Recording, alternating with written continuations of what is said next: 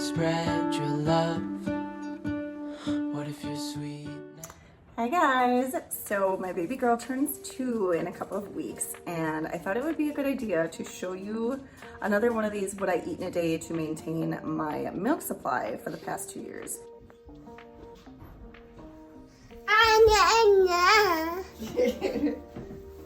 going to start with what a typical day looks like for my daughter and I, and then I will be getting into my exercise and some strategies I think that have really helped me out these past couple years to maintain my milk supply and my sanity. So I hope you'll stay tuned. After we nurse every morning around anywhere between 4:30 and 6:30, depending on how long she lets me sleep, we get up and we nurse, and 3 to 4 days a week she's been going to daycare lately. So we get up, we get ready, we try to make sure she's on the potty before we go, and we head out to daycare. As soon as I get back from dropping my daughter off, I will either do some kind of exercise in my home, or I will try to go for a run or do some other cardiovascular activity around the house just to make sure I'm getting those health benefits. I don't know if it's conducive to breastfeeding. Whatever I've been doing seems to be working, so I'm just gonna go ahead and tell you guys my typical routine. So I'm very consistent with our nursing schedule to maintain my milk supply, but also the exercise component. So I'll always breastfeed my daughter in the morning, then exercise, and then start my day, like my breakfast and so forth, because I am not trying to lose weight anymore, but I'm trying to maintain my weight. And as a mom, I feel like that's so challenging. You have so many other factors to keep in mind, and it's so difficult to get your nutrition in when you're constantly caring for another human being. I've been able to get creative over the years and find different ways to incorporate my daughter in my workouts. Lately, we've been able to go to the gym now that COVID has kind of calmed down a little bit and the gyms have opened back up. But prior to that, I had to do a lot of home workouts, and we were able to purchase some free weights and a medicine ball and some different light exercise equipment. And I'll have special toys set aside that she can only have during those times when I'm working out, so she'll be really engaged in them. And other times I will put her in the stroller. We made sure to get a jogging stroller because I've always really enjoyed running, and she loves being outdoors and hearing the birds and seeing all the different people that are buzzing around in the morning. So that's a great way for us to get my exercise in and spend some time together. Before I get into the actual meals that I'll be hopefully starting soon because I'm getting really hungry. It's about 10 o'clock. I wanted to show you some of the other strategies I've used over these 2 years to maintain this abundance of milk for my baby girl. So the first thing I wanted to talk about is consistency and frequency. Now, all of your nurses and doctors will tell you this. You need to be consistent, and if you want a larger milk supply, you have to frequently breastfeed or pump.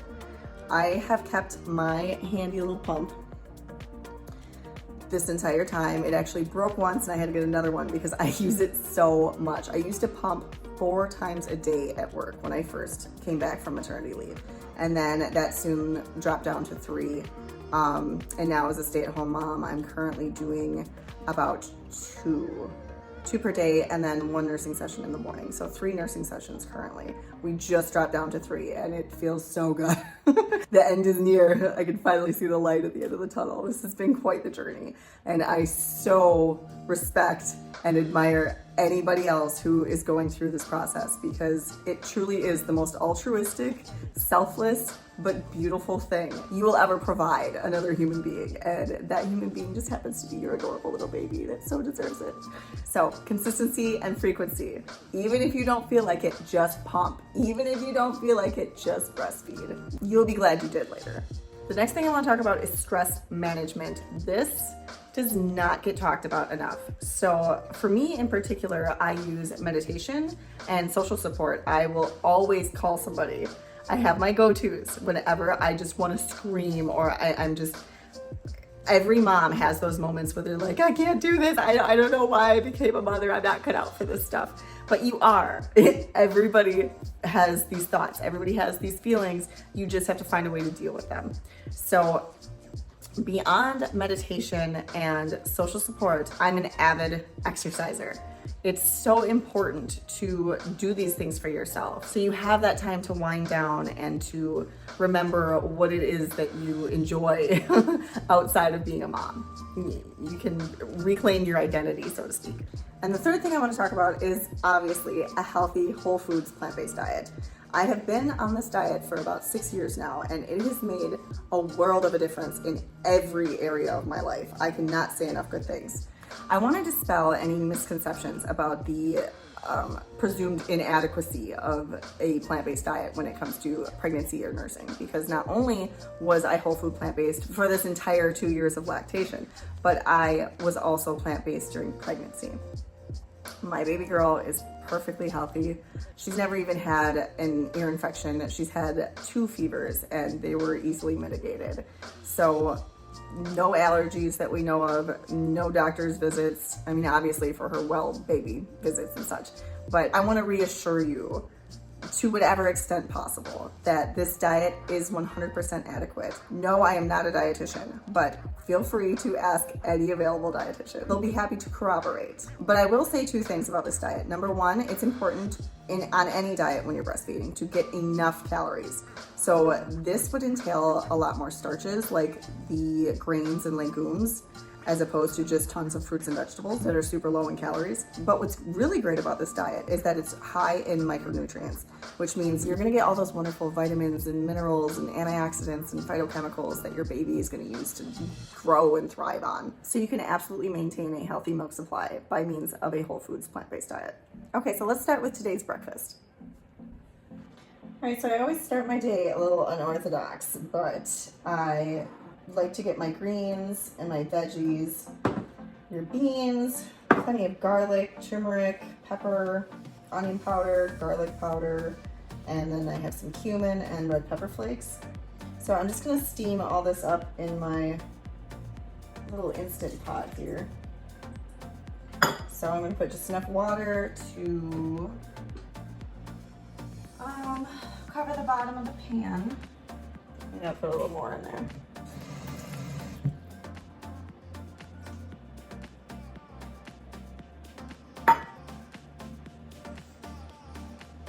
Okay, so these mixed veggies, I just have some chopped up onions and mushrooms, and then some frozen cauliflower, beans, carrots, squash, zucchini, broccoli, all sorts of good stuff.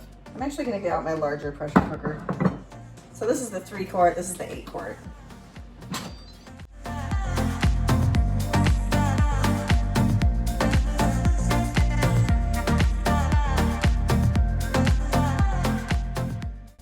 Now the veggies can fit.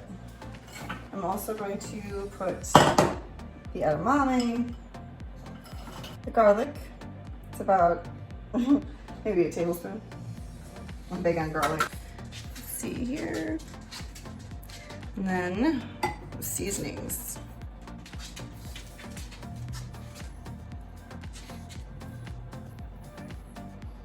And I'm actually gonna put the greens in last to make sure I don't overcook them because they're kind of useless at that point.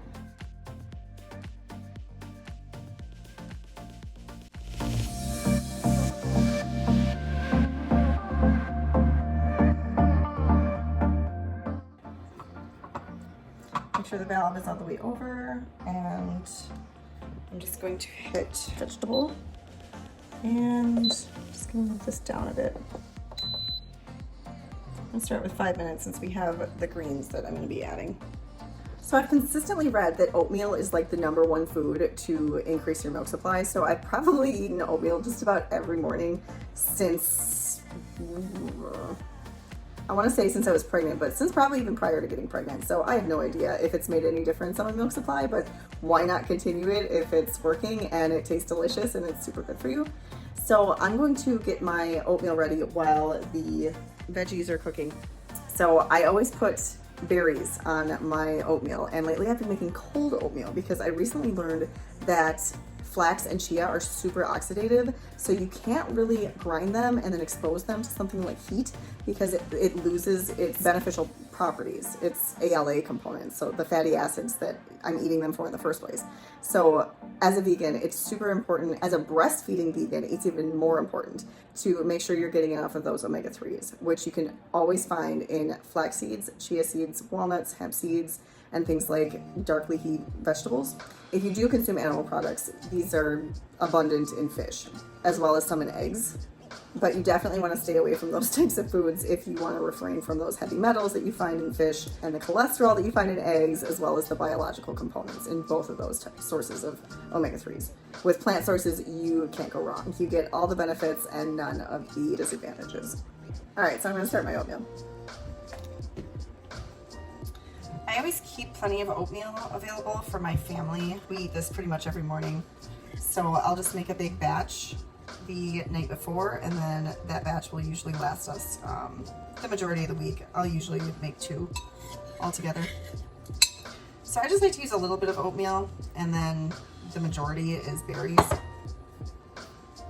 It's about a little more than a cup of berries. Sorry, that's my dog. He's kind of noisy. So you always want to use frozen berries because they're actually less contaminated by things like pesticides and herbicides than regular non-frozen berries.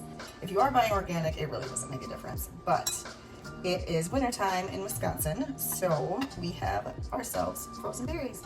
And I've actually come to prefer them. And like I said, it's helpful for those ALAs.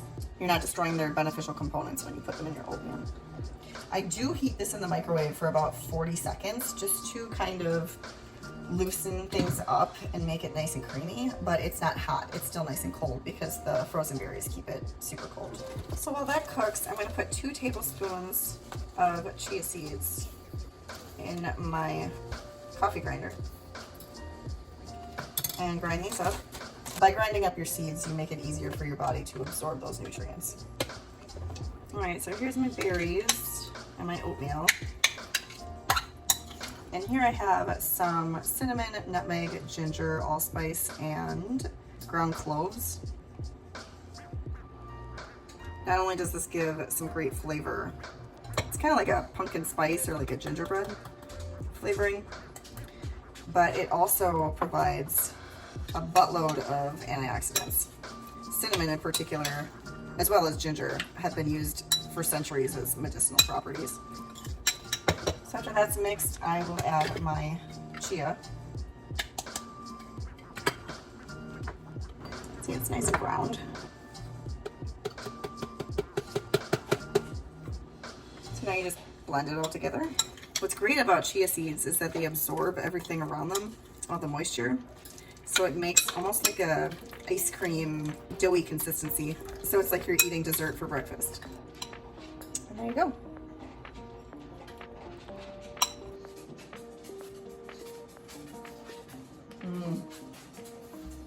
It's crazy how long you can eat something and not get sick of it. I make different variations from time to time. There's so many things you can do with oatmeal. It's so versatile. And my veggies are almost done. All right, so the pressure cooker is finally ready to be manually released because you don't want your veggies to overcook.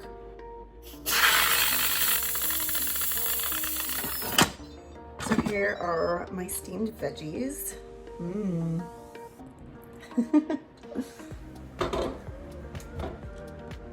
Okay, so I'll be adding the greens. These are collard greens.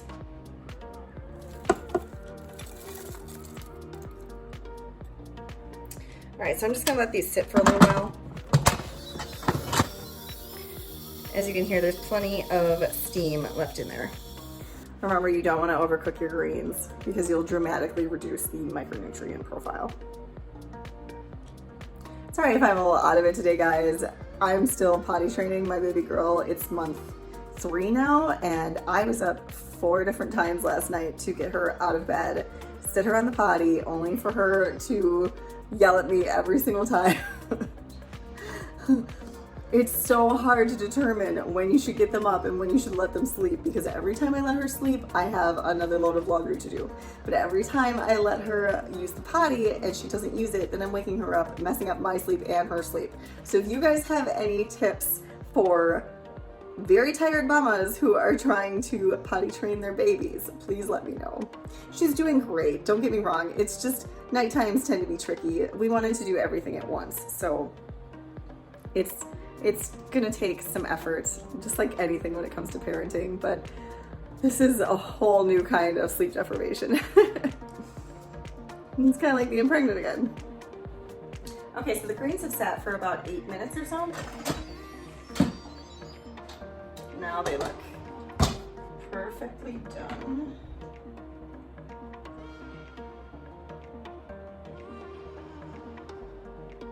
See?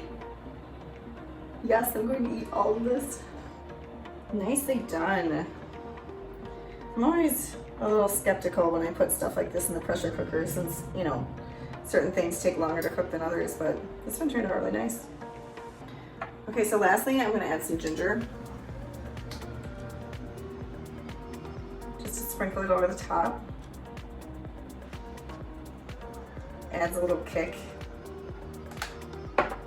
And some organic balsamic vinegar.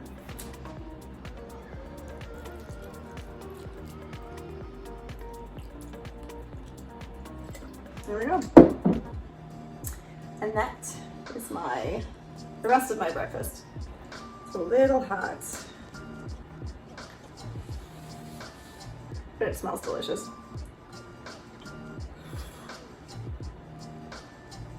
Oh, definitely hot, but definitely delicious.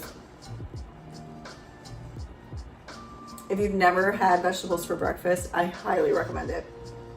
I'm just not big on sweets, especially in the morning. And this is a great way to make sure you get your veggies in right away.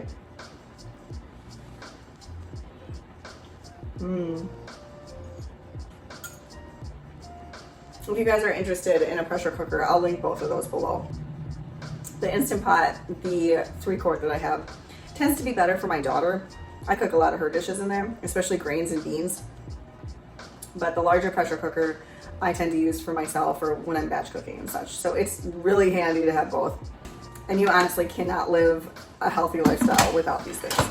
They are so valuable. They are worth well more than what I paid for them. They make life eating whole food plant-based so much easier and more accommodating.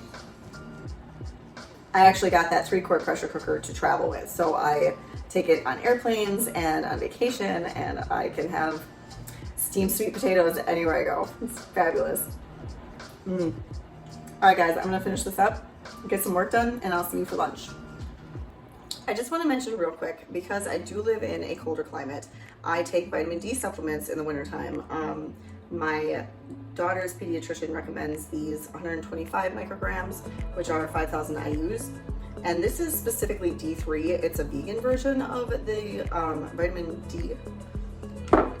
And then always, always, always remember your B12, no matter what your diet, even if you're omnivorous. You want to make sure you're getting, it's 2.4 micrograms per day, but since it's water soluble and so far they haven't found that it does any particular damage in excess amounts. So I'll take one of these time release tablets about 3 to 4 times per week due to my breastfeeding, depending on my stress levels and my activity levels and, you know, other things that might metabolize this more quickly. So it just depends on your lifestyle. Make sure you speak to your doctor or your OBGYN about this stuff. Plant-based doctors also recommend a DHA supplement that has EPA and DHA. I don't take one of those because I prefer to get my omega-3s directly from flax and chia seeds and walnuts and such. And the last supplement plant-based doctors typically recommend for not only vegans but for breastfeeding vegans would be iodine.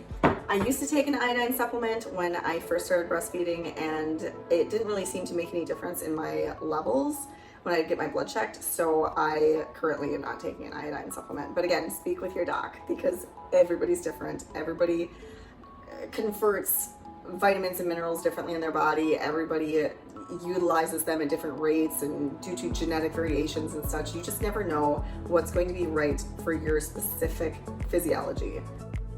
Lunch is going to be all leftovers. So I had some friends over this weekend, and thankfully they were very open to my plant-based recipes. So I made sweet potatoes and baked potatoes, and then I stuffed them with some sauteed broccoli, onions, mushrooms, and garlic. and some chipotle seasonings, and then I made this amazing cheese sauce that I found on, I believe it's Nutmeg Notebook.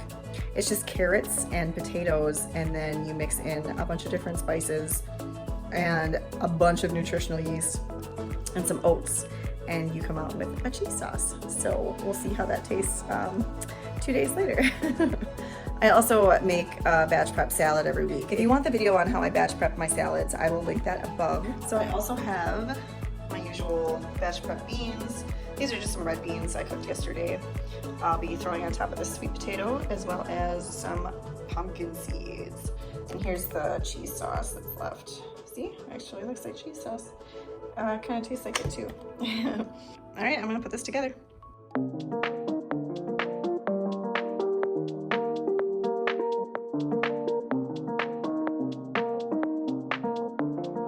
I'm gonna pop this in the microwave real quick. So there's like some broccoli sprouts, arugula, red cabbage, mustard greens, cilantro, red onions, red pepper, and some tomatoes. I'm gonna put some raw pumpkin seeds on top. And a tiny bit of salsa.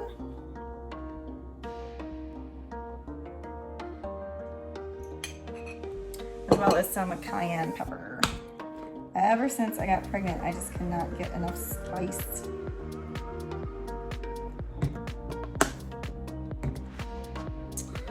And there's my lunch. The cilantro really brings out the flavors in the cheese sauce. And if you guys are interested in that cheese sauce recipe, I'll link it down below. I'm gonna enjoy this ginormous sweet potato, and I will see you guys for an early dinner. I just wanted to mention that I did pump at noon. So that's part of the consistency that I was talking about in the beginning of this video. Even though my baby girl is away at daycare, so I can make these videos, I still remain consistent with the frequency that I'm putting out my breast milk. So didn't quite get that on film, but I just want to mention it. Okay guys, it's been a super productive day and I'm really hungry. So I'm gonna start making my dinner. For those of you who are new to this channel, I have been practicing intermittent fasting for a number of years, including through my pregnancy and my, obviously my lactation experience. So if you're interested in learning more about that, I have videos on each. I'll link them above. But my typical feeding window is from about 9 or 10 o'clock to 3 or 4 o'clock on most days. And that may seem kind of extreme to some people, but it just works for me. I have 2 semi-larger meals and some snacks in between, as opposed to having 3 smaller meals in more stretched out periods of time. And I'm just not very hungry at the end of the day. Like, I'm actually kind of struggling to want to eat right now, but for the sake of this video, I really wanted to make a 3rd meal just to give you guys more ideas and inspiration as to how you can incorporate more plant-based meals into your routine. So basically, I suffer from an autoimmune disease, several, and I find that if I don't intermittent fast, it really harms my body's ability to heal and to kind of deal with the stresses of living with autoimmune issues. So I have just continued this for about the past 3.5 years, and I have had so many benefits. I'll actually make another video on that coming up soon. Fasting has improved my sleep, my digestion, my cognition, my mood, all sorts of things. So I tend to stick to that 6-hour time feeding window, and it really has not impacted my milk supply at all. I typically make about 10 to 12 ounces per day still, and at the 2-year mark, and I'm only nursing 3 times per day, once right when I wake up in the morning to a very hungry baby, and then I pump midday, and then I pump right after Ayana goes to bed. So there's that consistency each and every day, and I have only noticed waxes and wanes in my milk production when either my sleep gets disrupted, like say with potty training, or when my stress levels are just crazy through the roof. Otherwise, my diet and my intermittent fasting have remained consistent throughout this past 3.5 years that I've been doing it, and it seems to be working out great for me. So it's not for everybody. by all means, if it's something that you're totally not interested in, that's up to you. But not only does it help with autoimmune issues, but it is great for maintaining or losing weight. So just something to keep in your back pocket if you've tried other things and you find that you're still struggling. So I always have a giant salad as my last meal of the day. So today it's just gonna be a little bit smaller since I had those huge sweet potatoes hours back. But you always want to incorporate lots and lots and lots of raw and cooked greens into your day as possible. So 6 to 9 cups is ideal. Anything above is even better. So how else do you do that besides salad? At least one salad per day, right? So to prep my early dinner, I am just mixing about 1.25 cups of quinoa and sorghum, as well as about 1/2 cup of red lentils. And then you're gonna mix that with a 2-to-1 ratio of water. This is just great on top of salads. It makes it kind of more of a salad bowl than a salad per se. I'll be using the same batched salad for my dinner as I did for my lunch, as well as the pre-cooked red beans you see to the side here.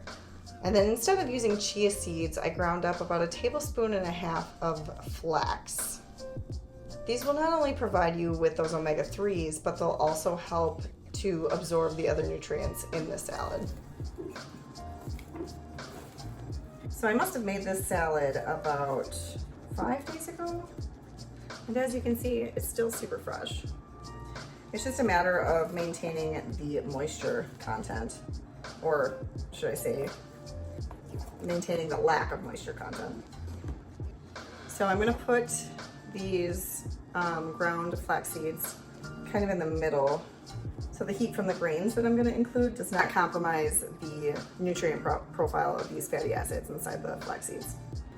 All right, so I'm just gonna top this off. It's important to alternate your greens and whatever veggies you decide to put in your salad on a regular basis. So each time I make this, it's completely different from the time before. And that same strategy goes for the beans as well as the greens and legume mix I'm about to add to this.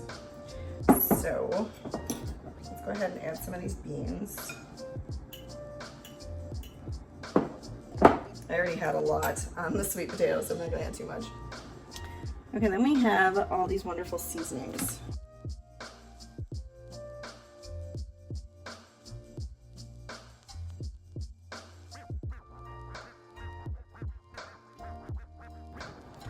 Let's try to shake this up a little bit so it gets dispersed. So our pressure cooker is ready to be opened.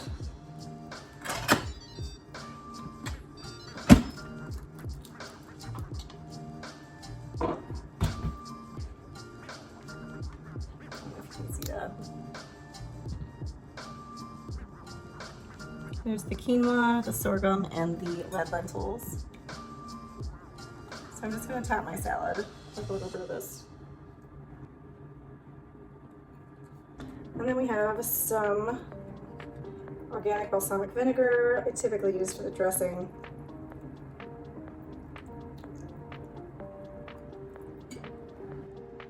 And there's my salad. All right, guys, it's been a great day. Thanks so much for hanging out. I hope you enjoyed this or found something helpful or inspiring in this content. If you did, make sure you give it a thumbs up. I make lots of videos on plant-based nutrition and ways to apply this in your daily life and ways to make it simple. So if any of those things sound interesting, make sure you subscribe to my channel. And lastly, good for you. You are absolutely amazing if you are breastfeeding your child, because this is one of the most painful, ongoing experiences I've ever had in my life. And I've never had to give myself so many pep talks. So if that's you, just know that we're all feeling the same thing. We're all out there and we get it. We understand.